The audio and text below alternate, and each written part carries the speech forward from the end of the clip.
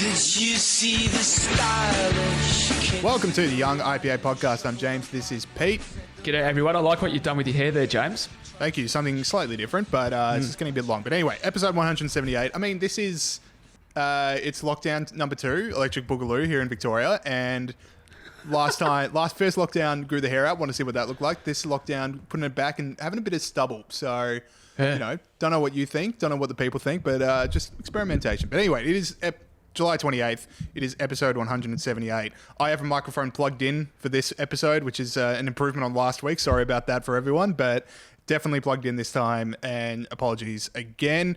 Big show coming up. We're going to be talking to IPA Director of Policy, Gideon Rozner, the man who knows more about the Peter Ridd case than anyone in Australia, well, outside of the lawyers and courts, but he's equal footing with them. We're going to be getting pretty deep into the Peter Ridd stuff. We're going to be running through some of the issues of the day with him as well. And then maybe I'll explain what's going to happen when we're about to lead into the interview, but it's going to be something slightly different. And for the full experience, you're going to want to be an IPA member, but we'll give you more details later in the show. We're going to be talking about the debt stuff that's got announced, the Environmental Protection and Biodiversity Conservation Act as well. Peter, anything that you are looking forward to in the show? I'm looking forward to my hero as usual. I won't give away who it is, but they exhibit not just moral fortitude, but also they're a real sort of narky little smartass, which I always... So it's your hero, mate? You don't cover the first criteria, but no, just kidding, mate. Yeah, I would say I'm closer on the second one. What's that, sorry? I would say I'm much closer to the second part than the first part of the criteria. That's what I mean. That was what I was saying. Sorry. Yeah, that's all right. Why would you? Waiting for my turn to speak. That's it. That's what we should have called this podcast. All right. So let's get into it, because last week, the mood's pretty high right now, but last week was a very devastating week for freedom of speech in Australia with Peter Ridd. The federal court coming through with their decision on the Peter Ridd case. They found they found in favour of James Cook University. And all right, so for people that don't know the history of the Peter Ridd, maybe they're new to this podcast, maybe they're new to the IPA. For the people who don't know the history of Peter Ridd, so Peter Ridd was sacked for serious misconduct back in 2018 for publicly criticising some of the science coming out from James Cook University, his employer, about the Great Barrier Reef. He did this on Sky News with Alan Jones. He also did this in a chapter of the IPA's book, Climate Change Facts 2017. Still available if you want to go back and read that and, be a part of history, I guess. Anyway, he was fired not because of what he's... Yeah, he was fired because of what he said. It wasn't the science, but it was the fact that he wasn't being collegial. There was part of his employment contract that said he had to be collegial with his colleagues, and talking about them in such a way in the media and in books was seen to be uncollegial, so he was fired. Now, obviously, that is a huge chilling effect for freedom of speech because, look, every single invention or discovery is not collegial with scientists in your field. You're saying that what is being discussed and what is thought is not right anymore. Here's this new thing. Collegiality is an impossible standard. Yeah, exactly. And also a stupid one. Like, why should university academics be collegial in a field where they're trying to discover the truth? It's not possible. If it's like you've wasted your life thinking Keynesianism is a great economic theory, then there's no way to break that to someone that's collegial. They're always going to be upset. Yeah, so now what this decision from the federal court means is that if a university feels that what you're saying is too embarrassing to the university or other academics in the university, you can be fired. Whether or not it's true, whether or not what you're saying is correct, you can be fired for it, which is a very, even if climate change isn't your favorite thing to discuss in the world, that in itself, that's got to send some chills down your spine. That is not a place where we're going to get some good higher learning here in Australia. Absolutely, and I was genuinely surprised because I thought, as you said, that idea still roughly held true. It's in his employment agreement. He was supported by the NTEU, which is the, what are they called, the National Tertiary Education Union. So he had left-wing unions on his side, but they still overturned it. I mean, I'm not obviously a legal person, but yeah, it was my initial reaction was surprise, and now, sort of concern about what's going to happen. So yeah, we're going to be talking about this with Gideon. So I don't want to go over too many things over and over again, but here's why it is important. So obviously there's the freedom of speech stuff, which we talked about, but then if you do want to talk about climate change, think about how important it is that we know every single fact that's going on right now, especially with energy policy. And we're going to be talking about the Environmental Protection and Biodiversity Conservation Act later in the show. If we don't exactly know what the science is around our effect on the climate and our effect on the Great Barrier Reef, that is a terrible thing. And it's going to cost millions of dollars. Either way, it falls. And people's lives are going to be deeply affected. And if Barack Obama, when he came out to Australia and said the Great Barrier Reef is dying, my daughters might not be able to visit it, if he's wrong, then we are losing millions of dollars in tourism if that's the international view of what the Great Barrier Reef is, and it's not even true.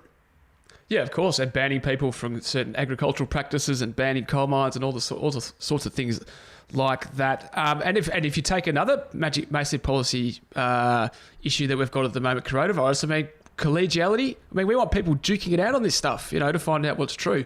So, like collegiality would have said that don't wear masks, because it was collegial to say don't wear masks in April. So if someone says actually that people should wear masks, that's not being collegial. Yeah, no, exactly right. And there's a million things like this, and we absolutely need to have people duking it out. And I think that, and as you say, billions and billions of dollars of public policy decisions are being made which will ruin or make livelihoods. So that's an issue. Now, Pete, you mentioned that the NTEU was on our side with the Peter Rid stuff, yes. And it should have been open and shut case. Like, there is academic freedom. There should be academic freedom in Australia. There should be freedom of speech. Now, here is from paragraph 94 from the judgment put out by the federal court, right? This is disgusting. So, paragraph 94, why they decided against Peter Rid. There is little to be gained in resorting to historical concepts and definitions of academic freedom. Whatever the concept once meant, it has evolved to take into account contemporary circumstances which present a challenge to it, including the internet, social media, and trolling, none of which would have informed the views of persons such as John Stuart Mill, John Locke, Isaiah Berlin, and others who have written on the topic. So the federal court have said, you know what, we don't need the Enlightenment anymore. We don't need the history of freedom of speech anymore. Because they didn't have Twitter mobs. Yeah. So all the principles they came up with, all the big ideas, that's gone because they didn't have Twitter mobs. So they don't really know what freedom of speech is. Twitter is a more powerful force than freedom of speech and academic freedom. I'd like to see some of those blokes on Twitter. That would be one lit account. You always sort of think about historical figures, how they'd go on Twitter. I'd like to see Berlin and Churchill and all the rest of it. But yeah, I mean, that's just absolutely ridiculous. I mean, what other major ideas of the West are we going to do away with because there's Twitter and there's Facebook and Instagram? Should we not have democracy then because Twitter mobs, or should we not have, I can't even think of any, religious freedom because of Twitter mobs? The rule of law. I mean, that's the rule of law. I mean, that's a pretty important one at the moment. Yeah, exactly right. So, I mean, that's unbelievable that 2 out of 3 judges who are undoubtedly really smart would think that's fair enough. Yeah. The Federal Court of Australia thinks that John Stuart Mill is not as convincing as Prince Liberal Hater 420 on Twitter. That's where we're at right now.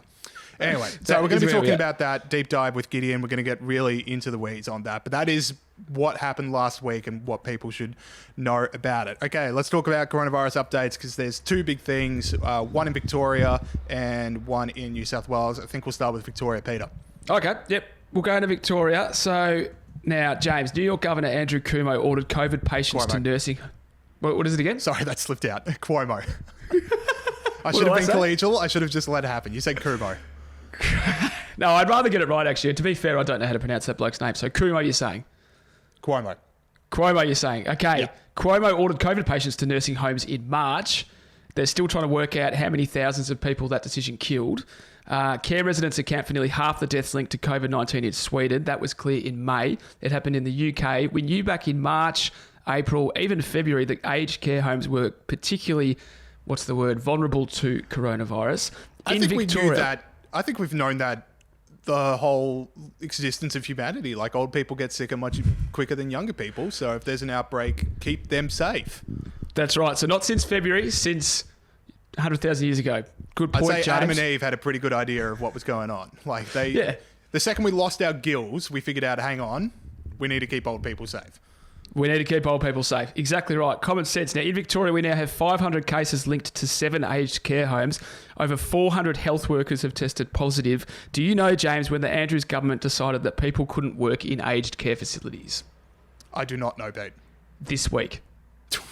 So, you can't sit on a park bench by yourself or we'll fine you. You can't go drive 30 k's to get butter chicken, which we'll talk more about later, or we'll fine you. But people can bounce around from care home to care home up until like yesterday. So just add it to the other one more thing, and I don't want to be repetitive, but one more thing that this government has stuffed up while asking people in Victoria to make massive, much bigger sacrifices than everyone else in the country. Yeah, I was going to save this for Pete's Not Fine, but since we're on it now, this whole thing of parading out the people like who drive 30 kilometres for butter chicken, or Karen from Brighton, who we're going to talk about, parading them as the biggest villains of coronavirus. Like, as far as I can see, they don't actually have coronavirus. Now, they shouldn't break restrictions, but they don't have coronavirus. Now, I would say that the biggest villains are the people who are allowing sick people to go into aged care facilities, which was the number one thing we shouldn't have done. I think that gets, instead of these press conferences being like, here's the stats, and by the way, here are these three morons, I think there should be a little bit more accountability. Well, Daniel Andrews is currently engaging in one of the greatest gaslighting campaigns that you could ever possibly imagine, in the sense that every day he gets up and says that it's a Victorians' fault for what's happening, when in fact, pretty much this whole second wave is his government's fault. And it's kind of impressive the extent to which he's just sticking to his story, We all know someone who's breaking the rules. We'll go from door to door. He's having a crack at Bunnings Karen, which, as you said, we'll get onto later on. But yeah, no, that's definitely his line, and he's sticking to it.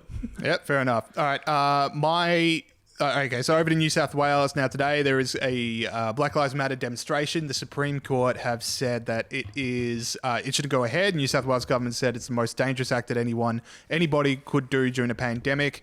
The organisers went to the Supreme Court. The Supreme Court said there should be no protest. There's police on hand. We're recording, 11:15 in the morning, so we don't exactly know what's going down. I did see on Sky News that it is absolutely pelting down in Sydney overnight and this morning, so that might impact people's ability to get out there. I guess the newsworthy one would be obviously to compare it to the Black Lives Matter protests in the wake of the George Floyd killing, which politicians were a bit silent on, and now it just seems to be a bit more heavy-handed, like do not come out, which I'm not... I don't love the idea of people being fined for demonstrating their right to freedom of speech, but I think there's a bit more acknowledgement this time that if the law applies, then it should apply to everyone, not just how big your political cause is. Yeah, I take that point. I think that the reason that they're sort of saying no to it this time is that it is absolutely on the nose with the public, and I think that this will not do any favours for their cause, to be honest. Not that that's the main concern, but just to point that out. And I think that that's why they're stopping it. I mean, I don't really see... They say they're going to protest in small groups of 20 and what's it called? Socially distanced and all that. And it is... currently in New South Wales at the moment, there's a 500-person limit on unseated, unticketed indoor gatherings by the New South Wales government. I'm sort of kind of in favour of them. We had like the 6 BLM protests around the country, and we haven't had any proof that any cases were linked to that. Well, there was protests. some, but yeah, it was a bit marginal. They were people that were infectious at the protest, and the health authorities are saying, well, they didn't get it there and they didn't spread it to anyone. And you could argue the toss on whether or not that's true, I suppose. But for me, it's like, if you're going to have groups of 500 people, why can't you have small groups of 20 people scattered around the place? It's not, I mean, I don't necessarily think that Indigenous people are disadvantaged in our legal system, but yeah, I'm kind of like, I don't see why that can't go ahead, basically, is what I'm saying, I guess. Yeah, if they follow the health advice, then obviously it should go ahead. So yeah, interesting to see. Again, it's 11:15, so we don't know what's happening. But yeah, if there's some big story, we'll be back next week and we'll talk about it. And maybe they won't follow the social distancing. Maybe it'll get out of control. But if they follow the social distancing, I'm always skeptical of protests doing that sort of stuff. Like the second you get that many people in one room, no matter what, things fall apart. That can happen. All right. Over to, so last week we had Josh Frydenberg's economic and fiscal update. There is a $270 billion in deficits. Commonwealth gross debt is going to grow to $850 billion by the middle of next year.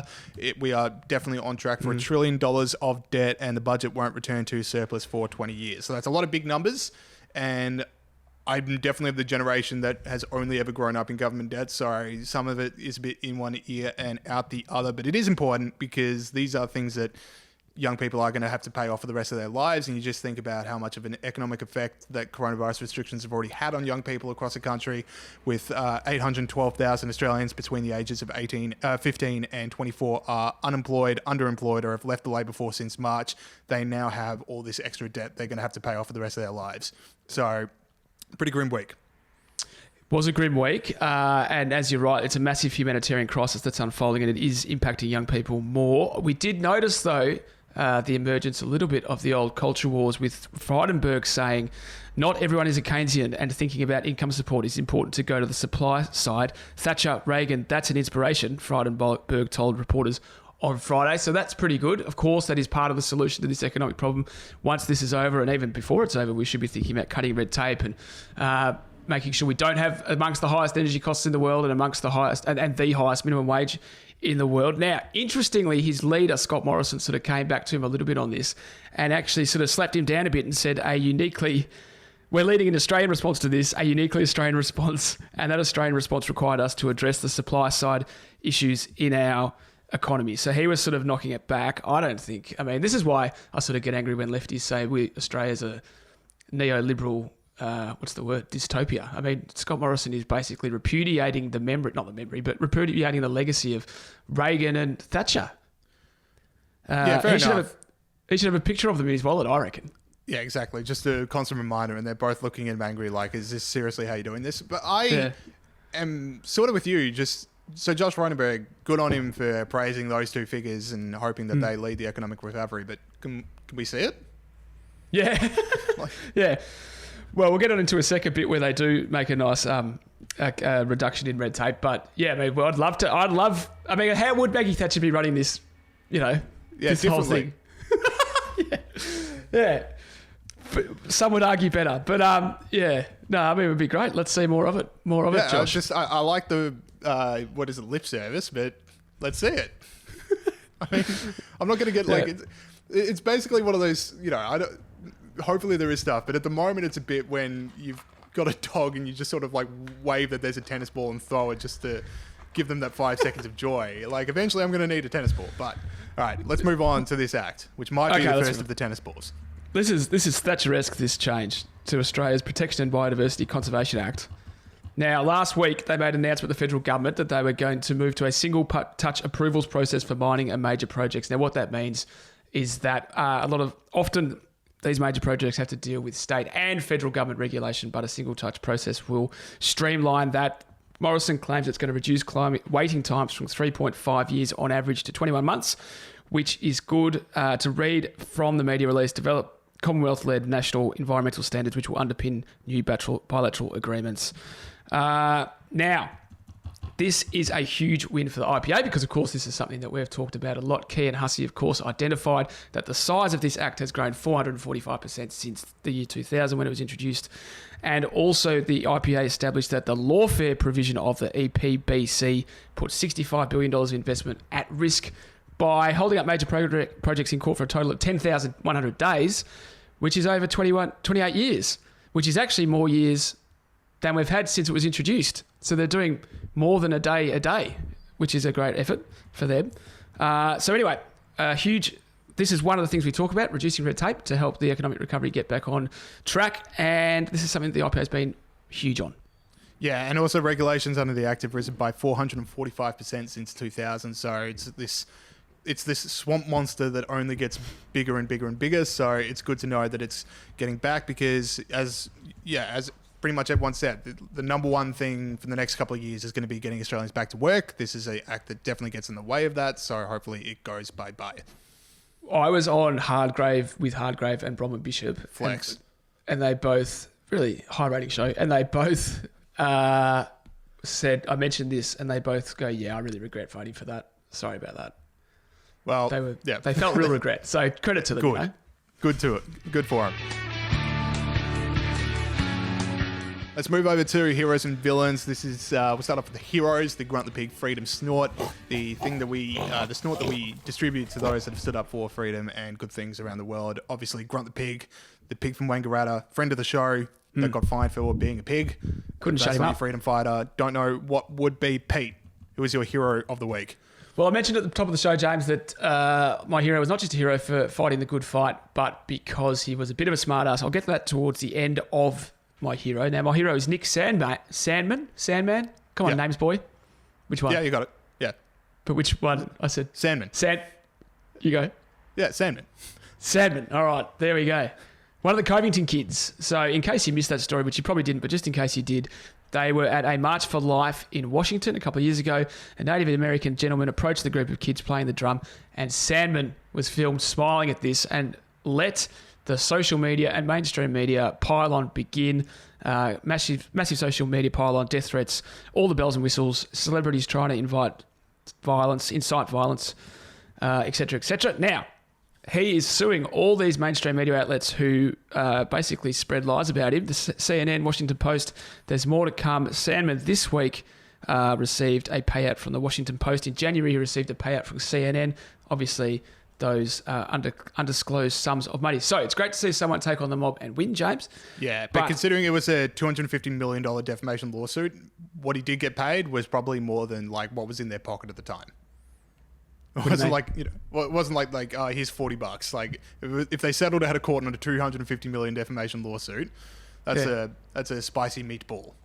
Yeah, a lot of money. It's a better 18th birthday party than I had. Let me tell you that much. How was your 18th birthday party, James? I don't actually remember. Probably not for the reasons that people are going to assume. But Not in a good way. I just think it was slightly uneventful. Okay, well, there you go. Didn't get paid out of a $250 million defamation lawsuit. That's for sure. Exactly right. Now, the bit that I like the most about this, apart from him taking on the mob and winning, is that Brian Stelter, who's the media correspondent at CNN, he's got himself into spot of bother. He retweeted a tweet saying that Sandmann didn't get that much basically in the settlement, which is technically a breach of the confidentiality rules of the settlement. Sandmann's lawyer said this retweet by Brian Stelter may have cost him his job. It's called breach of confidentiality agreement. Brian Stelter is a liar. I know how to deal with liars. Sandmann himself tweeted, Brian Stelter just can't learn some basic lessons over at CNN. I can't decide if it's worse to be Brian Stelter or believe Brian Stelter. He was never at any court hearing or meeting I was, so why does he act like he knows anything? So, bit narky, bit verbal, bit gobby. I like that. I am not the biggest fan of defamation law in general. I usually just think it's the tool of the rich to silence people beneath them. But on the other hand, Sandmann, get paid, dude. I mean, just think about how crappy that week was for him. Get paid. Yeah. Anyway, well, he has. My hero of the week. So I've been on the New York Times op-ed. I don't know. What is it? What's the word when they overtake a ship? I can't. Overtake a ship? Yeah, mutiny. Sorry, jeez, that's a mind blank of a million years. But anyway, I was thinking like a car over at the overtaking. New York Times, and it nearly spread over to the Wall Street Journal. So 280 journalists, editors, and other employees of the Wall Street Journal and their parent company Dow Jones criticised the Wall Street Journal's opinion section. They said, technically they're trying to say, okay, there should be more fact checking, especially with regards to Mike Pence's article about coronavirus. Wall Street Journal have said this is cancel culture coming for the Wall Street Journal, and they put out a big editorial saying they will not bow, which is good. The Journal explained it was probably inevitable that the wave of progressive cancel culture would arrive at the Journal, and as it has nearly every other cultural, business, academic, and journalistic institution. But we are not the New York Times. In the opinion pages, we'll continue to publish contributors who speak their minds within the tradition of vigorous, reasoned discourse, which is good because I do not want cancel culture coming for opinion sections. We need all ideas in the free market of ideas, no matter and we can just debate them once they're said. But the fact that people want to cut off the ideas before they're even expressed is grim, very, very grim. If you don't like something, don't read it or argue against it. Don't get it cancelled. The opposite, the other side of the coin of cancel culture is coward culture, James. And the more of these organisations that don't do that, the better. And I'm going to talk about an organisation in a sec that is a coward. So good that we mentioned a positive one. Very good. Cross over to villains. Let's do it. Villains. All right. So, villains, the Extinction Rebellion Fake Nudie Run Villainy Award. Roll the tape, Saul. As Extinction Rebellion protests enter their 6th day. There you go. That was a fake nudie run, which is why we award the opponents of freedom Villain of the Week. I'm just scrolling up to my thing here. All right. So, my villain this week is Netflix. Here's a tweet. Oh, no, Usually you go first. No, please. Yeah. Take the introducer. All right, I'll go first. Let's change it up. Let's go crazy. All right, Netflix. Bloody Netflix. 2 days ago, they tweeted... Well, I don't know if it was 2 days ago, but recently they tweeted, in the real world, trans people are in real danger. That's why it's so important that we listen to and trust trans kids while also building a kinder world for them to grow up in. And they put out a transgender FAQ. Now, this is not about transgender people at all. It's just about juxtaposing that with another tweet that they also... Not a tweet that they put out, but a report about an action they have taken in Turkey. Netflix Turkey has cancelled a new series before filming began after the Turkish government objected to a gay character in the script. Now, Netflix says it remains deeply committed to our members and the creative community in Turkey, and that the company is very excited about the project that are ongoing and will soon start shooting. I bet they are excited, Netflix. It's just that there won't be any gay people in them. So Netflix are effectively... I mean, firstly, this is just hypocrisy, and that's bad. But also, if they're going to keep making films in Turkey and getting licenses from the Turkish government, aren't they sort of perpetuating the myth that gay people don't exist in Turkey? No, but Pete, they tweeted that other stuff. That's That right. can't be true. They tweeted the other stuff. They tweeted that other stuff in the free West where there's absolutely no cost in tweeting about diversity. So Netflix are being cowards, and even much worse than being cowards and being hypocritical, like sort of low-key perpetuating the myth that gay people don't exist. You are my villain this week. Yeah, fair enough. There's like, whenever these stories come out and you just... Like the fact that every organisation in America just embraces Pride Month, it's always just refreshing to see just how deeply these corporations care, how compassionate they are, how open-hearted they are towards their bottom dollar. Yeah. They love it. I get that it's hard to do business in repressive countries, and you've got to make, and there's an argument saying, well, they're employing all these people in Turkey and stuff like that. And I'm not necessarily saying they should stop doing that. Just stop shoving it down my throat how virtuous you are. Yes. Also. All right. My villain this week. So, new podcast coming out from the New York Times, Pete. Oh. And I'm going to read you the bio. And I just want to let you sort of, talk our way through it sentence by sentence, okay? So here it is. We know American public schools do not guarantee each child an equal education. So far, so good. No public school is the same. Like, we need to make them better so everyone's getting good education. So far, so good. 2 decades of school reform initiatives have not changed that. Still good. But when China Joffe-Waltz, a reporter, looked at inequality in education, she saw that most reforms focused on whose schools were failing, black and brown kids. Still good. We need to talk about class, because if you put white kids in predominantly black schools that are failing, those white kids just fail the same. It is more about class than anything else. Still good. But what about who the schools are serving? In this 5-part series, she turns her attention to what is arguably the most powerful force in our schools. Now, Pete, what do you reckon the most powerful force is? Great question. Teachers' unions, maybe, big government, rigid regulations, all things. Any you want to offer? Well, in the public sector system, if you're talking about a problem, it's teachers' unions.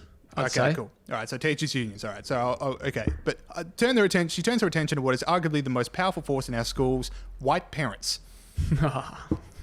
Nice White Parents is a new podcast from Serial Productions brought to you by the New York Times about the 60-year relationship between white parents and the public school down the block. What a load of crap. How mean-spirited is that? How just openly racist is that? What a load of crap. Like, parents are really important in education. Yeah. But, so what's the argument? So there's a 5-part series that only white parents care about their kids' education, or no, they care it's... more? So she spends the first episode looking at in a suburb in New York, there was this zoning reform that would have meant that a lot of black kids came to a white school, and it was defeated. And she's gone, so this zoning reform, which I think happened in the 70s, means that only white parents, nice white parents are perpetuating racism by making sure the black kids can't get into good schools, which is completely mean-spirited. It is not the point. It is not what's going to save people from bad education, but it does look good on Twitter. That is absolute rubbish. And the thing that costs poor students in the United States, including obviously many black students, is the government, and they should just have charter schools for all the tens of millions of students in those schools. Yes, because there is absolutely no reason why the public education, your education, should be determined by what street you grew up in. Exactly right. Yeah, exactly right, all James. Thank you for alluding to that podcast, which I will not listen to. Yeah, nor shall I. I listen to a lot of podcasts. This will not be one of them. All right, that is it for the start of the show. We'll now go to an interview with Gideon. But before I go to the interview with Gideon, some podcasts that you should be listening to, not the Nice White Parents in the New York Times, but what you should be listening to, not only this one, not only looking forward our other weekly podcast. Hopefully by now, a lot of people have been listening to Australia's Future, which is a conversation between Executive Director here at the IPA, John Roscombe, and former Prime Minister Tony Abbott. We've had 2 episodes come out so far. That is some in-depth discussion. That is what Pete and I aspire to. We're not anywhere near there yet, but there's some in-depth discussion about what is the Australian way of life, how do we protect it, what are the new things we're learning about the Australian way of life through coronavirus, and how do we get things back to normal. So episode 3 out Thursday, episode 1 and 2 already available. Australia's Future, wherever you're listening to this right now, Australia's Future is also available. It's also on YouTube and Facebook. We've also got 5 favourite books. Dr. Bella DeBarra, one of the very best friends of the show that we do have, has been doing a great job talking with Greg Sheridan at the moment. Bunch of new guests coming up in the future about Greg Sheridan's 5 favourite books. So we've had 3 episodes out so far, I think it is, and more coming out over the next couple of weeks. So make sure you're downloading those. Now, this interview with sorry, Pete. I was just going to say my only complaint with Abbott and Roscombe is that they're too short. You know, I want 4 hours. Joe Rogan, you know, not all the things Joe Rogan does on his podcast, but I want. Well, you can thank Dan length. Andrews.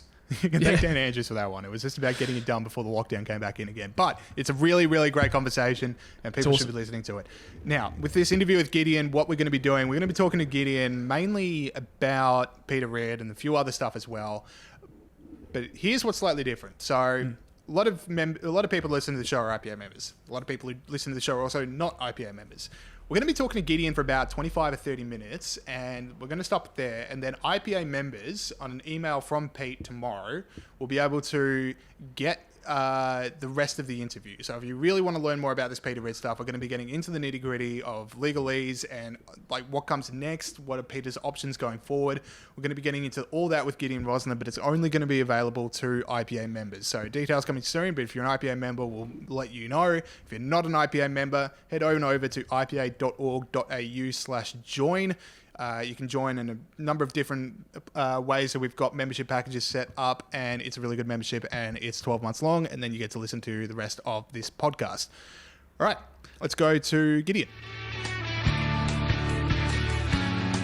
Okay, we now welcome on to the show a very fired up Director of Policy here at the IPA, Gideon Rozner. Sorry for those technical difficulties, but we do have you now. How are you going? Oh, look, I'm all right. Excuse me, I'm all right now.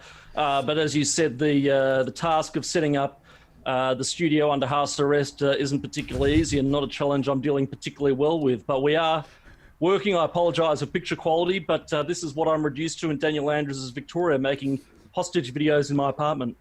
So as a man that loves a bit of gonzo journalism, you kind of feel this is a bit of the guerrilla vibe. The lines aren't exactly crisp; they're a bit blurred. It's like, it's a bit like, you know, when those old hobby radioists used to broadcast into like East Germany. This is us, you know, fighting the lockdown from our apartments. So, you know, what we lose in picture quality, we gain in freedom. Yeah, I like to compare myself to people that smuggled in economic texts into East Germany. We are one and the same. Those people and I. Anyway, we want to talk to you because Peter Reid case the decision came down from the federal court last week, and it's a very bleak week for freedom of speech here in Australia, and you are the person in the country that's followed this case more than anyone. You know more than anyone about this case, so we want to talk to you and also get kind of a vibe of how the day unfolded. I know you were close to Peter and you are close to the people there, so talk us through the actual day itself when the decision got given out. What was that experience? Yeah, well, look, it was an interesting day. So, for background, you know, we obviously had, and I've been living and breathing Peter Reid ever since John commissioned me to sort of take over our research program in the area at the start of 2019. So last year we had the initial hearing at the Federal Circuit Court, which Peter won, and there was the exuberance of that. And then no sooner had that happened, the JCU, James Cook University, appealed the decision to the Federal Court. And the hearing was in May. And as you said last week, we got the result. Now, I'd sort of figured that it was a possibility that we'd lose. In fact, that we were likely to lose for various reasons, due to the cross currents of the court and all sorts of other things. And the fact that, JCU had wheeled out Brett Walker SC as barrister, so they certainly left no stone unturned. So I sort of knew it was coming, but there's a difference between knowing something is coming and then having it actually happen. And then when I had to tweet and release the announcement about what happened with Peter's case, it was gutting. I mean, you can't help but feel gutted when you put all this time towards a worthy sort of cause and then it ends up falling flat. So that's surprising, because I said earlier on the show that I, as absolutely having no legal expertise at all, was surprised. I thought it was so cut and dry. I thought it was there in his employment contract. What was it that made you think that it wasn't going to happen? Like, what made you sort of predict that outcome? Well, look, there was a little bit of commentary in the media about the judge in first instance who made the original decision. So there was always the possibility that would sort of, that would hang over the head of the subsequent hearings. And following along in court, it wasn't the judges. You can never tell with judges, because they do have to test pieces of evidence. They do have to be impartial and go down all sides. But I could sort of tell that we weren't getting the easiest time, or Peter rather wasn't getting the easiest time in court, and that it might not go his way in the end. And as I said, JCU, they don't have completely no case. What James Cook University were arguing was that, the right to academic freedom under Peter's employment contract is one thing, but he has to mitigate that against the code of conduct, which requires that he be collegial and respectful and pleasant in the way that he argues with his colleagues, in effect. So, I knew that they had a case. I didn't think it was a particularly strong case, and I don't think the court made the right decision. But like everything else that goes to litigation, there's a chance you can lose. So I was aware, I was live to that possibility, and we got the gutting result that we did. The other thing I'd add, of course, is that it wasn't a unanimous judgment. There was a dissenting judge by a bloke named Justice Rangier, who recommended that the appeal not go ahead, and that it be punted back down to the Federal Circuit Court for a retrial. So it wasn't a clear-cut loss. It was, a 2-1 decision. But it's you win some and you lose some. You're very close to Peter. How did he take the news? Look, I think this has been hard on Peter throughout. I mean, it's easy enough to forget that. For me, it's something that I do as part of my responsibilities at the IPA, and something that I feel strongly about, and something I've loved working on. But for Peter, this is his life. This is his legacy. And by the time the High Court hears this case, it will be 5 years, well over 5 years since Peter first started being hounded out by JCU when they first started searching his emails and investigating him and raising all sorts of complaints against him. So for him, it's been a very long-running saga. That has to take a toll on you. And then to go through all that, and then after 5 years, losing at one of the highest courts in the land, it's gutting. Having said that, my sense from speaking to Peter subsequently is that he's fired up. I think he's got a lot of really good messages of support from IPA members and other concerned members of the public. So I think the momentum generated by this loss might be the thing to sort of carry us to the High Court hearing. And certainly, Peter has relied on the financial support of a lot of people in Australia, but he's also relied on the moral support, and that's certainly come through. So I think Peter is still match fit and still ready for a third time around the traps. Well, that's great to hear that he's still up and about. They can actually go to the pub up in Queensland, so that's probably made him feel better as well. Now, paragraph 94 was the most, I guess, controversial part of the judgment. We talked about it earlier on the show. What did you make of that? Yeah, so paragraph 94, so we've already discussed paragraph 94. So this was sort of 20 minutes after the fact. We put out the media release about the decision. I'd put out the tweet, and lunatics galore were saying, suffer, climate denial, let's get what's coming to them, etc. It's Twitter, you know how it is. So then I thought I should check out the judgment. So the legal team emailed it to Peter, who sent it through to me, and I had a look at it, and then I came across this bizarre part in which the court said there's little use in going over historical concepts of intellectual and academic freedom, because what Burke and Popper and all these philosophers wrote back in the day, it's being challenged by contemporary circumstances like social media and the need for safe spaces. It was absolutely bizarre. This was a court again, one of the highest courts in the land, basically saying, free speech and academic freedom is great, but we have to take into account Twitter mobs. This is a court of Australia recognising Twitter lynch mobs as being somehow valid, and it just struck out for me as the complete. We've known that cancel culture has contaminated our universities. It's been doing that for 20 years, but now courts of law in Australia are becoming infected also. This is actually on the verge of achieving legal recognition. So the loss itself was bad, but the reasons for the loss and the court's discussion of a very important concept, in fact, the most important right of many, which is free speech, is being pared back and say, free speech is great, but we can't offend people. Well, not only are they making Twitter mobs valid, but they're making them more, more important than Enlightenment workers who have, Enlightenment thinkers who've been the underpinning of free societies for 200 years. Like, the Twitter mobs, that's now more of a precedent to set than the works of John Stuart Mill. Yeah, correct. That's exactly what it is. Disgusting. All right. Now, we are going to leave the RID stuff there for the moment. Now, we're going to continue with a bit more of an in-depth look at the Peter Reid case, and that's only going to be for IPA members. So we're going to be doing that. Content. Member-only content for sure. So if you're not an IPA member, go to ipa.org.au/join and use a promo code Ruben. The first 15 people to sign up will get a signed copy of his book plus a $55 membership. And even if you're not one of the first 15 to sign up, you are still going to get the full IPA membership and a chance to listen to the rest of this interview. And if you want some more Peter Reid content, that's the best thing you can do for yourself right now, because we're going to get into a lot of the big issues that are at stake and how the Australian legal system came to this. But we're going to move on to a few other topics at the moment. So first up, last week we had Josh Frydenberg said he was looking to Thatcher and Reagan for inspiration in coming out of restrictions. Now, you had a rant on that on Sky News last night. We had a bit of a debate on that on the show previously. I said, sounds good, let's see it. Peter was, actually, this is pretty good. So where do you land on this? I think it's fantastic that the Treasurer of the Commonwealth has actually given credit where it's due to times of great growth in not just, abstract terms of the economy, but times in which the shackles of state control and public ownership and rigid regulation were cast off, and individual freedom powered what was one of the biggest and most prosperous eras in human history. The main importance of it for me, and Reagan and Thatcher, you ask every sort of young liberal who their heroes are, it's Reagan and Thatcher. There's nothing particularly new in that. But what Reagan and Thatcher believed in was supply-side economics, freeing up the private sector to produce more, to employ more people, and to create more wealth for the nation and the people in it.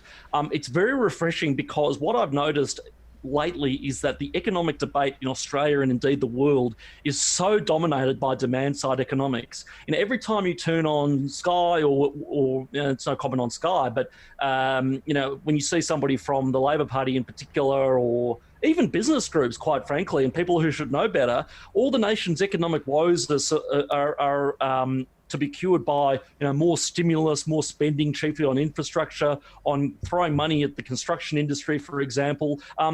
We're even seeing the growth in popularity of what used to be a really fringe theory, which is modern monetary policy, which Kurt Wallace, I'm sure, could speak a lot about. But basically, it's the idea that government debt isn't really a thing because governments control the currency, and therefore they can just print more money and create money when they spend it on things. It's just such a wacky field of thinking that's about to become mainstream. So anybody that gets away from this idea that just government pumping more cash into the economy is the cure-all to all our economic woes is very, very refreshing. And it's good to see that in Josh Frydenberg's case, this is his ideological or philosophical North Star in working out the government's response to the 21st century Great Depression, which has been triggered by the response to the coronavirus pandemic. Were you a bit disappointed, Gideon, that ScoMo watered it down and said we will have an Australian response and basically sort of put it to the sidelines? Yeah, of course. But, that's textbook ScoMo. ScoMo doesn't want to be drawn into, these ideological debates, for somewhat understandable reasons, I suppose. He doesn't want, the story about the coronavirus and his response to it and his economic plans to be sidetracked in some, culture war from 40 years ago, admittedly. But look, I think I go up and down on ScoMo. So he'll say the right thing and then not do much, and then he won't say the right thing, and in this case do something which is really, really significant, which is his changes to the Environmental Protection and Biodiversity Conservation Act, where he's plans to massively deregulate environmental law to the extent which has held back about $65 billion worth of investment, we figured out, since the year 2000 in the last 20 years. So, with ScoMo, I think we need to judge him on what he does, not necessarily on what he says, even though what he says is sometimes pretty good and pretty on point. But, look, he's a prime minister trying to go along with this fiction of the national cabinet and national unity, and he doesn't want to have a debate about, what Thatcher did in the 80s and, whether Reagan and his economic reforms were the right thing to do. So I guess that's understandable. But as long as the end product is Thatcher-esque and Reagan-esque, then I can live with it. You're fairer than me, because I just go, you're a Liberal Prime Minister. I think wear the Thatcher and Reagan badge with pride, because that's what everyone should be aspiring to. Right so on. Yeah, so I don't because go there. The Don't get Labor dragged Party, in. the Labor Party, they'll mention Whitlam every 5 minutes, despite the fact that he plunged the country into debt so much that he had to chase it, with dubious offshore funds from Iran or something. The Whitlam government was a colossal failure, yet the mythology of Whitlam lives on. We have to talk about our heroes, we being the centre-right of politics. Why don't we talk about the John Howard era, when net debt was at zero, and again, the country enjoyed a massive level of prosperity and a great era of growth. One of my guilty pleasures, this is getting a bit off track, so please feel free to pull me back in, but one of my guilty pleasures during lockdown and ISO and everything else, and Netflix binging, has been rewatching Kath and Kim, which my girlfriend has only just discovered.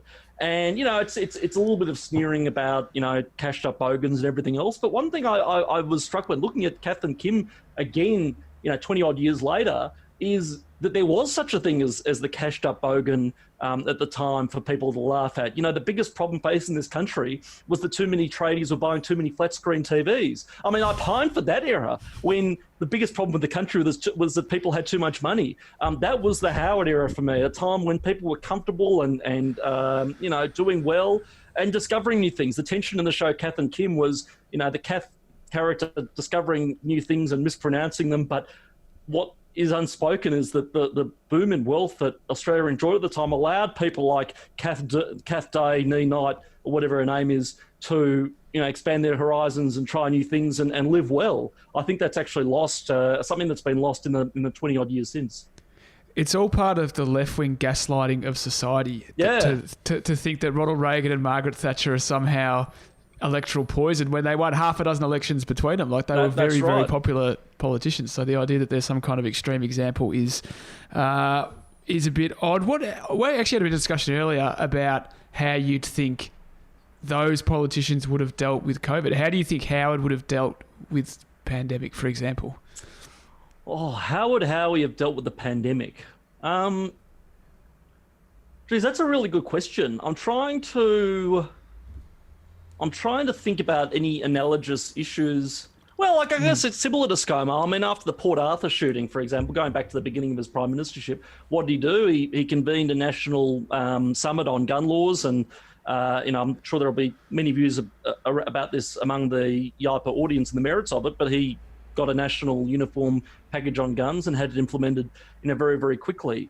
What other major, Tampa and September 11? I mean, he acted decisively and everything else. But I guess this challenge is so new and so, I hate to use this word, unprecedented, that you don't know how somebody. These are unprecedented times.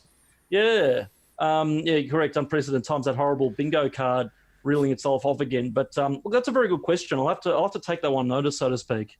Yeah, I think there's a Spectator article in that. All right, another topic we want to talk about. So the Black Lives Matter protests in Sydney, we recorded before it started, and I don't know, I kind of was right. Not a lot of people turned up, whether that was the very clear policing that it wasn't going to allowed to be going ahead or just the torrential rain that New South Wales has been going through. Either one, but certainly marked difference from the first protest to the second protest in terms of police response and the warnings from government and basically society in general. So I don't know. I don't love the sight of the leaders of a peaceful protest being taken away by the police before the protest even starts. But what do you reckon, Gideon? Well, firstly, what actually happened was Danica DiGiorgio from Sky has been tweeting about this. What happened was, as soon as the protest got underway, the organiser was arrested and packed off in a divvy van. So after that, the crowd, wet their pants and scattered. Surprise, surprise. So that's what happened. Firstly, I didn't think necessarily that Gladys had it in her to take such strong action, but apparently she has. So you have to give her credit for that. Look, my views are similar to yours, Bolt, in that I've been very careful and I've had to manage my own sense of schadenfreude with these people because, I don't particularly like the kind of people that turn up at a Black Lives Matter protest, despite the fact that some of their concerns, I suppose, are valid. But I don't like it when any protest gets shut down in Australia. I don't think that's a good day for Australia at all. The right to protest is a very, very important right. But then again, so is the right to go to work and earn a living. So is the right, quite frankly, to be able to let your hair down and go off to the pub with family and friends.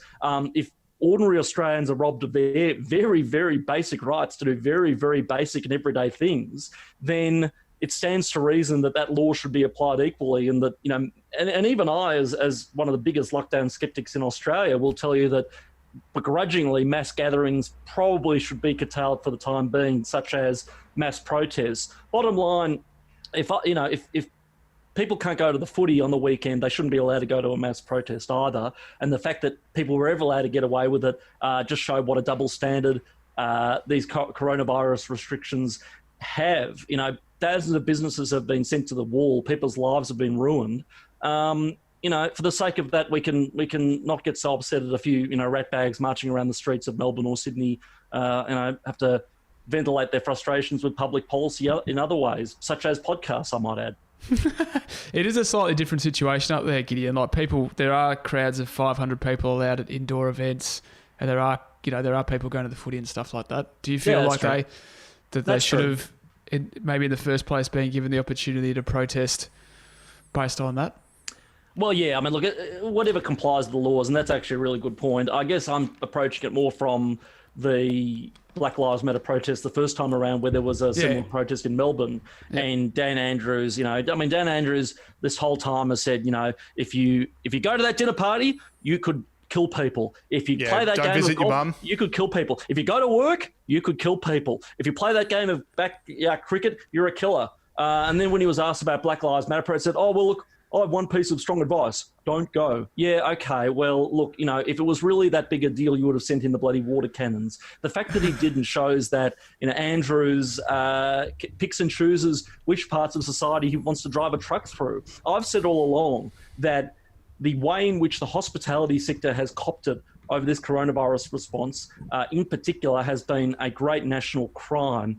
And not only, has it, as I said, thrown a lot of people out of work and ruined a lot of businesses that people have worked hard for, but the very cultural fabric of our cities and our country will change forever. There might come a day one day, Pete and James, when you and I are sitting around saying, "Oh, remember pre-COVID? Remember before the coronavirus? There were all these beautiful restaurants. You get any food you wanted in Melbourne. You could get Ethiopian, you could get Afghan. Oh, those are the good old days before nobody wanted to open a restaurant anymore." I mean, that's the kind of world we might live in after this. And as much as it sounds silly that a bloke like me is getting hot and bothered about the fact that I can't go and strap on the feed bag at places I like to, these are the things that make a country livable. These are the things that make a society great.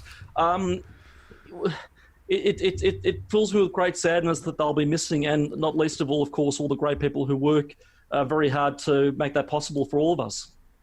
I am going to be pretty optimistic about it. I just think, you look at past terrible events like Spanish flu, World War I, World War II, and just the rush of economy that comes from that, because you need to get people back to work, and stuff like all this red tape that was there for environmental reasons or for other reasons, or like union back kind of stuff.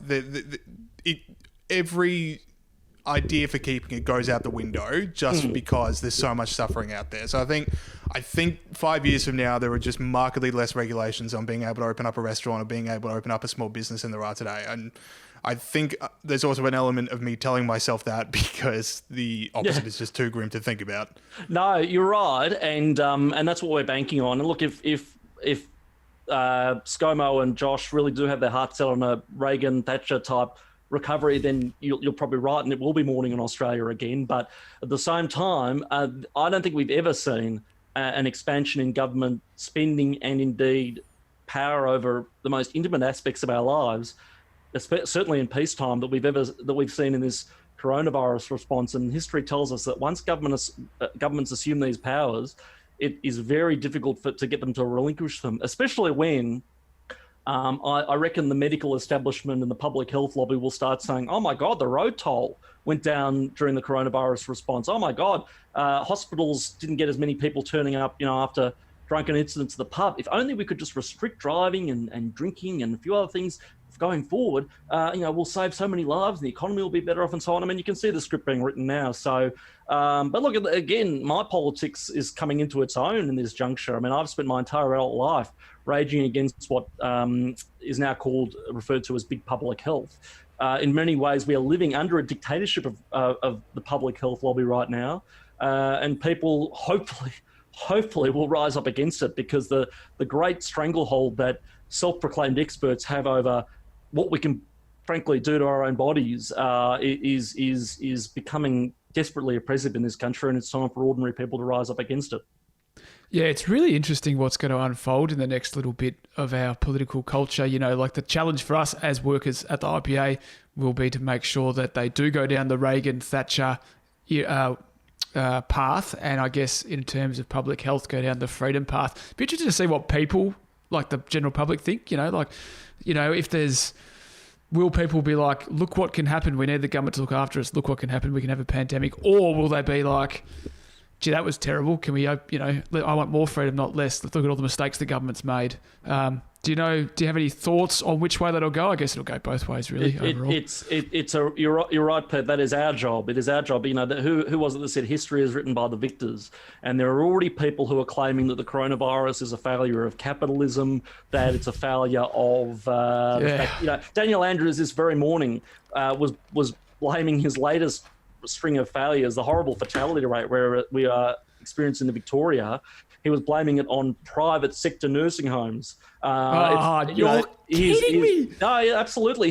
The fact that people were getting infected a few days ago, he was blaming on the fact that insecure work means that people are going to work even if they're sick. It's no secret that Andrews is no fool. He knows that there's he knows enough to not let a crisis go to waste. So it's about I think out of this. And things are always more volatile when the economy goes down the googler and people are facing very, very real human deprivation. So we'll either end up with deep distrust of the, or I should say healthy distrust of the state and government, or we'll end up with Bernie Sanders style socialism. I don't think there'll be any in between. So freedom fighters, it's time to get off the sidelines. It's time to jump on social media and YouTube and everything else and start writing letters to the newspaper, because we have quiet Australians and join the IPA. No longer. And join the IPA, correct. Just $22 if you're in Generation Liberty. Get Okay, Margaret cool. Thatcher tattoos. What's that about tattoos? Anyway, last question before we get into the paid content. So, the members-only content, I should say. So, Gideon, you have been tweeting out a few of your own masks now that mandatory masks have come in Victoria, and I've absolutely loved them, and all I want to do is know where I can get one. So, Gideon has left the camera, so I'll pat for him as he gets back here. I've got to bring my props. Hold on. Yeah. I was I was just going to get my you Margaret Thatcher stubby holder. I'm not bloody Walter Cronkite. I can get up and wander around. So, Yeah, James. He's not Walter Cronkite. And this is an important point to make, because people have been sort of lunging at me saying, oh, you're such a lockdown skeptic. Aren't you outraged we have to wear masks? And I say, look, of course I'm upset that we have to wear masks under threat of fine in all situations, and that the cops are going around trying to ping people. I always hate it when we're fined for things in this country. But we should have been told to wear masks from the beginning. We should not have, big public health, before they made masks mandatory, told us it didn't make a difference. So I think if given the choice, people would have worn masks and taken responsible care of themselves. Anyway, the whole point of me saying that was that I actually ordered these masks about a month ago, and they arrived just as the law came into effect, because I've actually been thinking, it's getting serious in Victoria. We need to actually prepare ourselves. So the one that set off the Twitter sphere was this number. Hashtag end the lockdown for the people listening at home. In the lockdown, or who can't say my crappy, Soviet-style camera. Let's see. Gideon loves his camera. I've got Zach Andrews. This might be the first podcast-based fashion show in history. This might be brand new for the medium. I've only worked for the IPA for 3 years. Why did it take us so long? End lockdown in blue. Match my eyes. So are these like custom made, or can I actually get them? Because I love the end of lockdown. So I'll talk about who made them in a sec. This is Reopen Melbourne, which is sort of more of a positive, more of a nightlifey, vibey, hipster motif. Even got the humble hashtag there. And my personal favourite, Liberate Victoria. Oh, that's a positive message for the people. Yeah, correct. We have to rise up because, again, I make the point. Brett Sutton is the dictator of the state of Victoria right now. There's no democratic mandate. We are under the thumb of big public health. We need to be liberated. So, who made them? So I got them off Etsy, ETSY. It's sort of an online store where all small independent sort of craft stores sell custom iPhone cases and things like that. I got your last Kris Kringle present from good old Etsy. Oh, you did? Oh, but it didn't arrive in time. Yeah, it didn't, so I had to go for a sub. You got me unofficial spleen merchandise, and it didn't arrive. So you got me a framed photo of the love of my life, Ellie Mail on Twitter. Your favourite Twitter troll. Oh, my favourite. I mean, I'm on a blocking spree, but I'll never block Ellie Mail. I'm too sentimental. Anyway, so I jumped on Etsy and found a store that was really, really good and made them to me and shipped them out from the UK. But just jump on and look for customised masks because, as I said, it's one way we can be getting the message out. Get your, what I'm going to order my next tranche, I think, tomorrow. And I want to get one saying #stay free instead of stay safe, which is the sort of catch cry. And I want to get one that says pubs, not protests. Oh, good. 2 messages anyone can rally around. Okay, so we're now going to end the interview for this podcast, but we are going to be starting to talk available for members only on a bit more on Peter Red. So if you are a member of the IPA, Pete is going to be in touch with you about how to listen to the rest of the interview. But if you're not a member of the IPA, head on over to ipa.org.au/join. Use a promo code Ruben. First 15 people to use that promo code will get a signed copy of Dave Rubin's book, Don't Burn This Book, plus a $55 membership. Even if you're not one of the first 15 people, if you get a membership, you will get the chance to listen to the rest of this interview. So if you do care about Peter Reid, if you do want to know more about the case, more about the big issues that are going down and what's next, you're going to want to hear the rest of this interview. So we'll now go, for people listening and for people watching right now, we'll now go to the rest of the show now. Thank you to Gideon Rozner. So head on over to ipa.org.au/join. If not already a member, if you are a member, Pete will be in touch shortly with how you can listen to the rest of that interview because we're going to get into some really big boy thoughts about Peter Reid and the nature of academic freedom. I think that's how we're branding it. But anyway, Pete, write some that email, eh? Let us get into Pete's Not Fine. All right, so this, for those who don't know, is the segment where I have found it difficult to deal with all the fines that are thrown around because of COVID. So we made a segment called Pete's Not Fine, and it doesn't just include fines now, just includes anything crazy that's happening with COVID that is not too serious. Anyway, Butter Chicken Guy revealed. We spoke to you last week about the bloke who drove from Werribee to Melbourne because the Melbourne like CBD... 30 Ks for people outside of Melbourne, 30 Ks for those, as you just said, he's been revealed. And the thing I like about this, James, he wasn't revealed by the Herald Sun or, the Age or the Sydney Morning Herald. He was revealed by the Times of India. So the Times of India did their digging and found, where's his name? Noel Atkinson from Werribee, who drove all the way to the Melbourne CBD for butter chicken. I've been published in the Times of India, James, in case you're asking. 2 of Australia's finest exports, Peter Gregory and Big Noel, the chicken lover. That's right. They've only got about 500 million litres. Anyway, so the guy's name, Noel Atkinson, said the reason that he went... Pete, with all due respect to Noel Atkinson, when I said that I wanted more details about this story last week, it wasn't the guy. Do we know the chicken? We do know the chicken. The chicken shop is Desi Darbar in the city. And the reason that he went to Desi Darbar is not because we were speculating last week about how good it was. He actually said, since it was after 11 p.m, all restaurants in my area were closed and I wanted to have buttered chicken. I reckon he's lucky he wasn't breath tested, as if he hadn't had a few frothies. Yeah, I was going to say, like, I want. We've all got hungry after a movie and thought, you know what, I could really have a bit of food. Yeah. But man, 7-Eleven, which is 300 metres down the road, gets too far at some point. I don't know about a 30k trip to Werribee, but I'll tell you what, I'm still trying the chicken. I'm still trying that chicken. That sounds like some good chicken. They wouldn't deliver, and he was actually pulled over meters before the restaurant, so he got so close. That's so sad. It's incredibly painful. Like, he would have been driving for like half an hour. And anyway, Desi Darba have come to the party and they're going to give the bloke a year's supply of buttered chicken for free. And I've done some calculations, and if the bloke goes there twice a week, he'll get his money back. Yeah, especially on the 30k round trip on the petrol. So yeah, during lockdown as well. Pretty smart by Desi Darba. Like, it's actually illegal for him to visit them. But anyway, all's well that ends well. And the Times of India, great paper. All right, fair enough. What else we got? Pete's not fine. Oh, that's right. I keep going here. Bunnings Karen. Now, we've all seen the footage, probably all around Australia really, of the woman who tried to go to Bunnings over the weekend without a mask. She said, "It's my right as a living woman to do what I want," and threatened to sue Bunnings for being in breach of the 1948 Charter of Human Rights. "You are not authorised to ask me or question me about it." Bunnings Karen, they definitely are. And they can definitely tell you to wear a mask before you go in. Now, of course, this has gone viral on social media, James. James's camera almost fell over then. That's exciting. Everyone's gone nuts on her, which I personally have found to be a little bit much for mine. Like, we all know that this woman's wrong, wear a mask. And, it's not in breach of her human rights to Bunnings to make her wear a mask. And she's probably being a little bit silly. But this was the view held by the Victorian government, the Australian government, the American government, and the World Health Organization until 5 seconds ago. And now, when some crazy woman does it, it's like, "Oh, Bunnings Karen, what an idiot." Yeah, it's get like, with the times, Karen. Yeah. Yeah, read the latest edict from the government that changed. And of course, and Daniel Andrews commented on it and blah, blah, blah, blah. And yeah, what do you think, mate?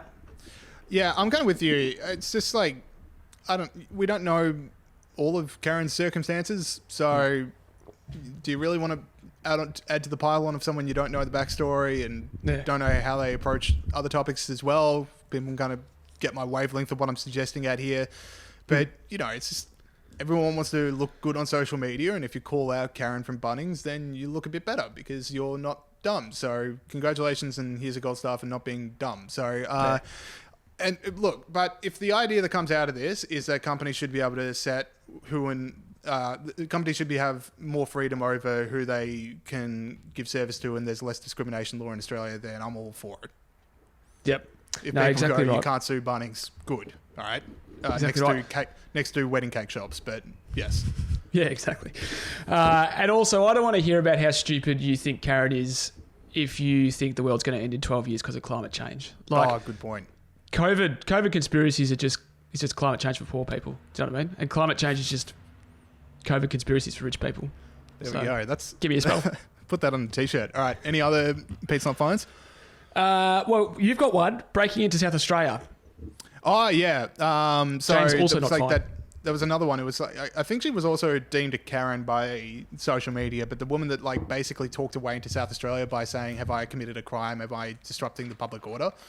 Yeah. And it's kind of hard to explain without showing the footage, but I think people have seen the footage. I think people know what I'm talking about. But eventually, she puts up such a fuss that the guy just gives up and waves her through, and she's in South Australia and she's breaking quarantine. So, it's another one of just like, I don't love adding to pile-ons of people that might not be all there, and definitely don't film yourself committing a crime and then put it on social media. I don't know what that decision was, but underreported in this story is that it's apparently really easy. Like, all you have to do is provide a marginal disturbance to a police officer who eventually gets sick and tired of talking to you and goes, "All right, no matter what, break the law." But I guess that is modern policing. If you just annoy the police into not wanting to do their job, you can have as many protests as you want.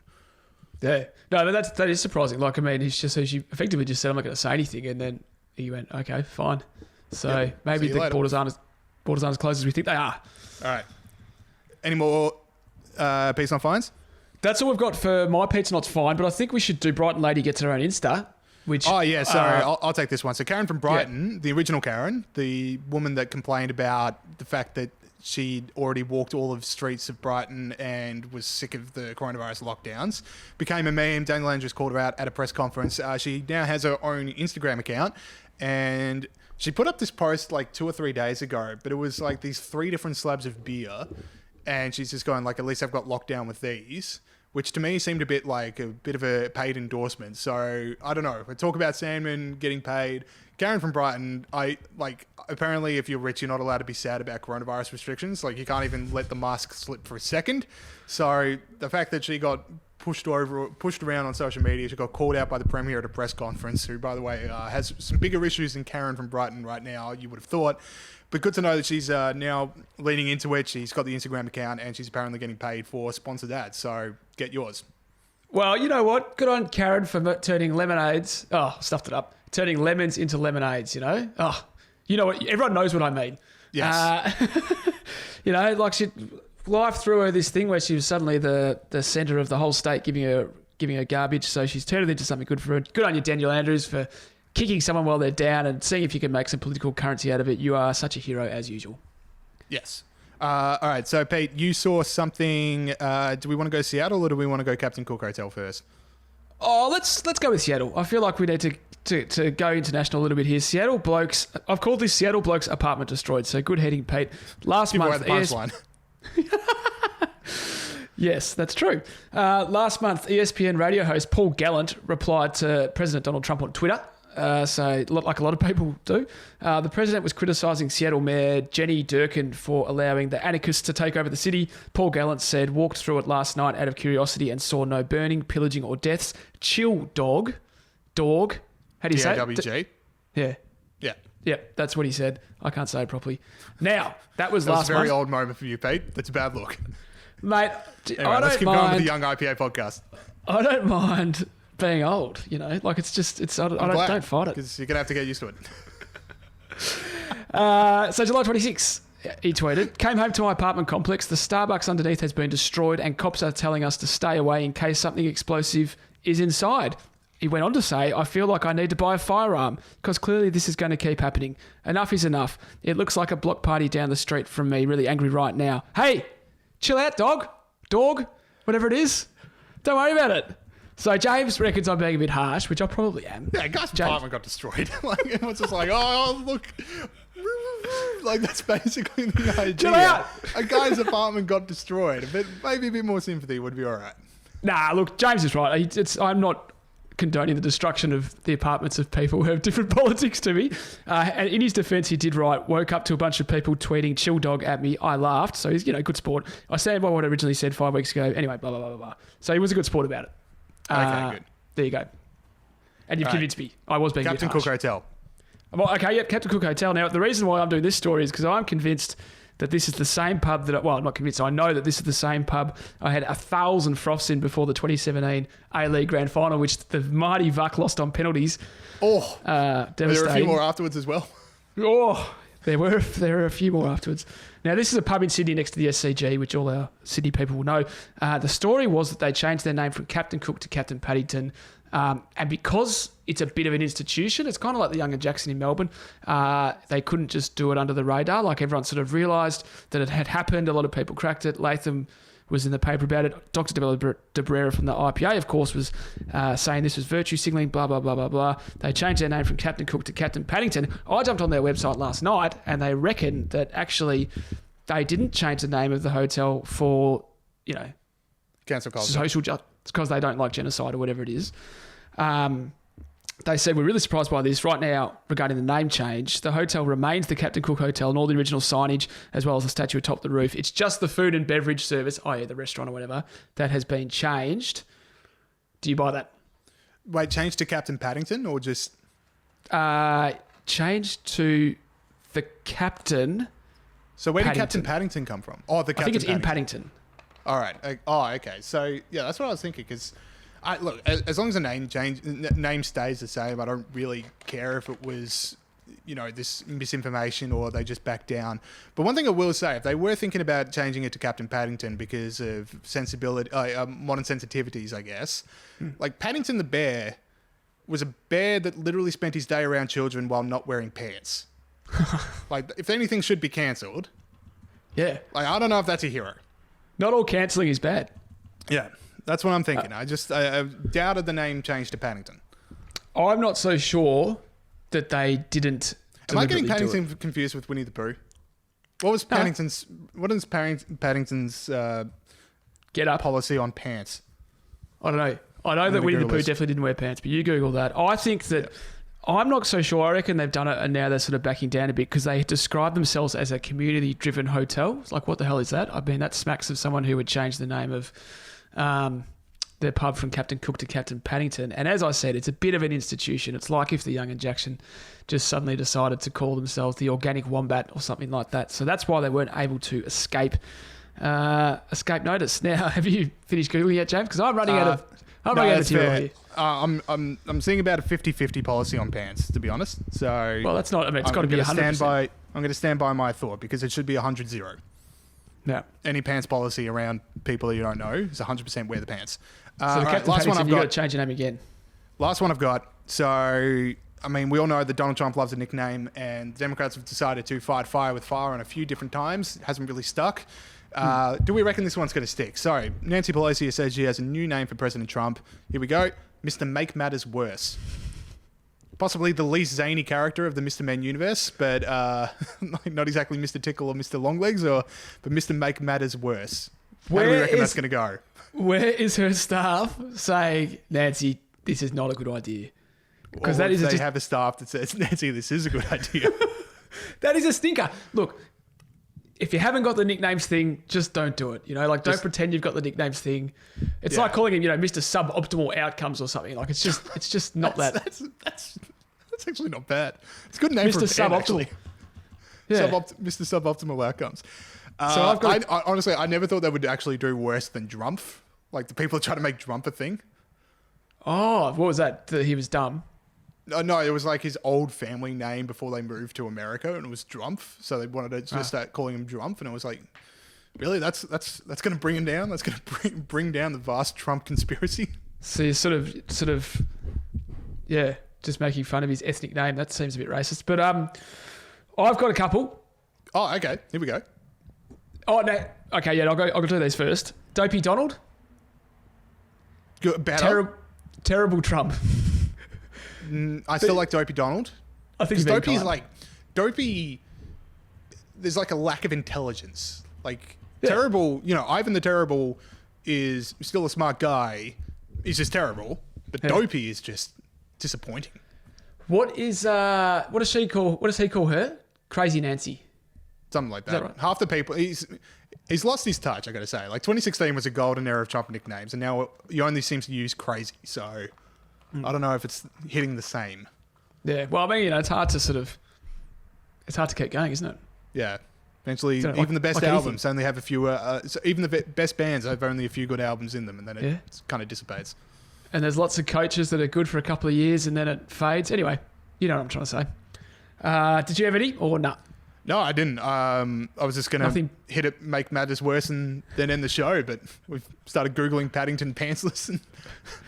Things happen. Ruminating on the terrible and endless march of time. So I think we should probably end the show there. That's not what that was.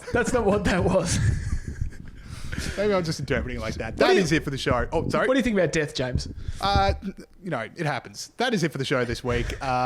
Thank you to Gideon Rozner for the interview. Remember to head on over to IPA.org.au if you're not already a member, so you can listen to the rest of it if you want to learn more about Peter Reid. Make sure you're listening to all the other podcasts we got around here. Looking Forward podcast, obviously, every week. Australia's Future with Tony Abbott and John Roscombe, and 5 Favourite Books with Dr. Bella de Brera. Also got Viral Banter. Shouldn't forget to mention that. That is coming out on the Generation Liberty Facebook page, and you can also download that wherever you're listening to this right now. If you like this show, make sure you're telling your friends and family about it. Make sure you spread the word and leave us a review on iTunes or Apple Podcasts. Not so much to do with ratings, but I do like looking at them because it makes me feel happy inside. So please do that. That is it for the show this week. I think we'll see you next week. See ya.